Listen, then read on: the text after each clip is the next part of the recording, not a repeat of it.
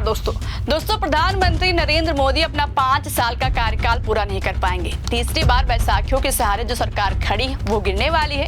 2029 से पहले राहुल गांधी प्रधानमंत्री बनने जा रहे हैं। इसकी तैयारी भी तेज हो चुकी है। इतना बड़ा दावा एक बहुत बड़े नेता ने उस वक्त किया है जब चिराग पासवान और जीतन राम मांझी के बगावती तेवर के बीच चंद्रबाबू नायडू अपने सांसदों के साथ दिल्ली पहुंचे।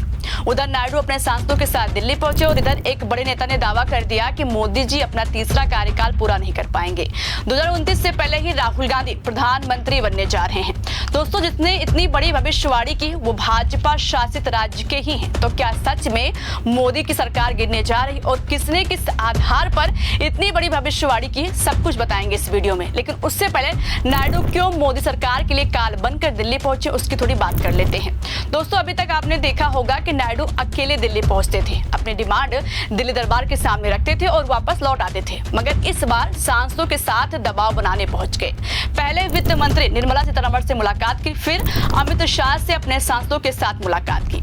अब इस मुलाकात की मुख्य वजह क्या है इसकी जानकारी नहीं दी गई है। वैसे ऑफिशियली इस तरह की मुलाकात की वजह के बारे में कुछ बताया जाता है, किस मकसद के साथ मुलाकात हुई है, लेकिन इस बार कुछ नहीं बताया गया। सिर्फ इतना कहा गया कि मुलाकात शिष्टाचार की थी।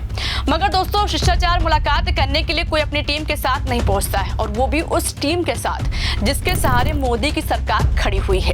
दोस्तों, सूत्रों की तरफ से बताया जा रहा है कि नायडू ने एक बार फिर से उस बात की डिमांड कर दी है जिसकी इस वक्त नायडू को सख्त दरकार है, फंड, सरकारी फंड। दरअसल जब मार्च में बजट आया था तो उसमें एक स्कीम की बात की गई थी, पूर्वोदय योजना की। इस योजना को उन स्टेट को देने की बात कही गई थी जिसके समर्थन से सरकार चल रही है, जिसमें बिहार, झारखंड, पश्चिम बंगाल, उड़ीसा और आंध्र प्रदेश यानी कि नायडू का राज्य। बताया जा रहा है कि चंद्रबाबू नायडू इस योजना के फंड को रिलीज करने को लेकर अपने सांसदों के साथ दिल्ली आए थे। अब सवाल है कि चंद्रबाबू नायडू ऐसा अकेले आकर कह सकते थे, जैसे कि वो कई बार कर चुके हैं। आंध्र प्रदेश से अकेले आते थे और अपनी डिमांड दिल्ली दरबार के सामने रखकर निकल जाते थे। मगर इस बार सांसदों के साथ क्यों पहुंचे? दोस्तों, सूत्रों का कहना है कि नायडू इससे मैसेज देना चाहते हैं कि अगर फंड रिलीज करने में जरा सी भी देरी की गई तो ये वही सांसद हैं जिनके सहारे आपकी सरकार खड़ी है। इसलिए आंध्र प्रदेश के लिए फंड रिलीज किया जाए। यानी चंद्रबाबू नायडू ने अपने तेवर दिखा दिए हैं। उनकी डिमांड को जल्द से जल्द पूरा किया जाए, नहीं तो मोदी सरकार के लिए काल बन जाएंगे। वो अपने सांसदों के साथ मोदी सरकार को आईना दिखाने आए थे। दोस्तों, एक तो वैसे ही चंद्रबाबू नायडू का तेवर गुजरात लॉबी की धड़कनें बढ़ाए हुए था। अब दूसरा, एक बड़े नेता ने उनकी सरकार गिराने का दावा करके नींद उड़ा दी है। खबर देखिए, इसमें लिखा है 2029 से पहले पीएम बनेंगे राहुल गांधी। कांग्रेस नेता के दावे से सियासी भूचाल, गिरने वाली है मोदी सरकार। मतलब कांग्रेस नेता की तरफ से भविष्यवाणी की गई है कि प्रधानमंत्री मोदी किसी भी कीमत पर अपनी सरकार नहीं चला पाएंगे, तीसरा कार्यकाल पूरा नहीं कर पाएंगे, उससे पहले ही उनकी सरकार धड़ाम से गिर जाएगी। कांग्रेस नेता का नाम है विजय वडेट्टीवार, जो कि महाराष्ट्र के गढ़चिरौली से विधायक हैं। उन्होंने भंडारा जिले में एक कार्यक्रम के दौरान कहा कि आने वाले दिन कांग्रेस के होंगे और 2029 से पहले ही राहुल गांधी देश के प्रधानमंत्री के रूप में नजर आएंगे। राहुल गांधी बहुत जल्द देश के प्रधानमंत्री बनने जा रहे हैं। इतना ही नहीं, उन्होंने अपने कार्यकर्ताओं से अपील की है कि महाराष्ट्र में भ्रष्टाचारी महायुति सरकार के विफल कार्यों को जनता तक पहुंचाएं और संगठन को मजबूत बनाने के लिए एकजुट होकर काम करें। यानी कांग्रेस विधायक ने मोदी सरकार की कमजोर नब्ज को पकड़ लिया है। उन्होंने मोदी सरकार पर आने वाले संकट को भांप लिया है। उसी के आधार पर उन्होंने इतनी बड़ी भविष्यवाणी की है। किस वजह से उन्होंने कहा उसकी बात करते हैं।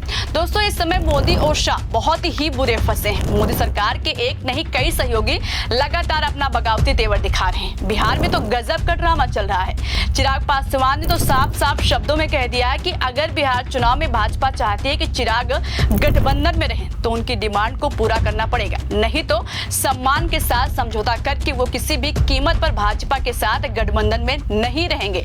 जरा आप भी सुनिए मोदी के लाडले, जो कल तक खुद को हनुमान कहते थे, कैसे आज आग दिखा रहे हैं। प्रभु सम्मानजनक ही रहेगा, सम्मान से समझौता करके तो कौन किस गठबंधन में रहा। तो चिराग पासवान साफ कह चुके हैं कि सम्मान के साथ समझौता नहीं होगा। अगर उनको मनपसंद सीट जितनी की वो डिमांड कर रहे हैं, यानी 40 से 45 सीट नहीं मिलेगी तो किसी भी कीमत पर गठबंधन के साथ नहीं रहेंगे।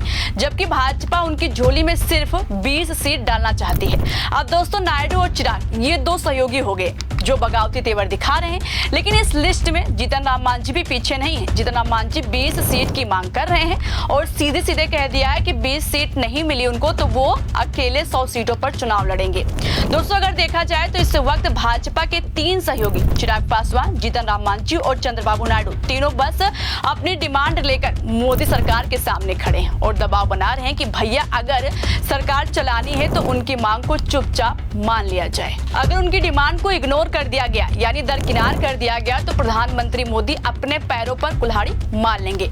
एनडीए के 3 सहयोगी उनके सामने काल बनकर खड़े हैं। ऐसी स्थिति मोदी की कभी नहीं देखने को मिली थी जैसे कि अब देखने को मिल रही है, क्योंकि बैसाखियों के सहारे सरकार खड़ी है।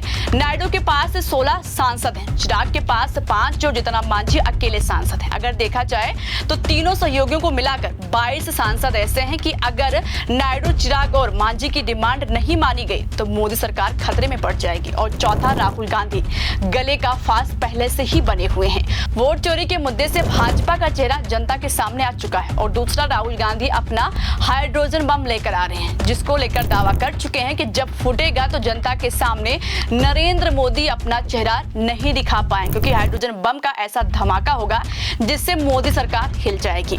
मैंने हाइड्रोजन बम की बात करी है, वो आएगा, हट जाइए, वो आ रहा है, वो आएगा। और फिर आपको बीजेपी की जो सच्चाई है, जो इन्होंने पूरे देश में किया है, बिहार में करने की कोशिश कर रहे थे और बिहार के युवा ने इनको रोक दिया है, उसकी सच्चाई आप सबको पता लग जाए। दोस्तों, यही सब देखकर कांग्रेस से विधायक विजय ने दावा किया है कि अब मोदी सरकार के ज्यादा दिन नहीं है।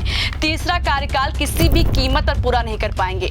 2029 से पहले राहुल गांधी प्रधानमंत्री बनने जा रहे हैं। देश में कांग्रेस की सरकार आने वाली है। फिलहाल दोस्तों, आप बताइए, क्या आपको भी लगता है क्या नरेंद्र मोदी की सरकार गिरने वाली है और राहुल गांधी अगले प्रधानमंत्री बनने वाले हैं? इसको लेकर आप क्या सोचते हैं? आपको क्या लगता है? कमेंट करके हमें जरूर बताइएगा, क्योंकि हमारे लिए जनता की राय जानना बहुत जरूरी है। फिलहाल के लिए इस खबर में इतना ही। मेरा नाम शिवानी पांडे। आप सभी अपना ख्याल रखिएगा। नमस्कार।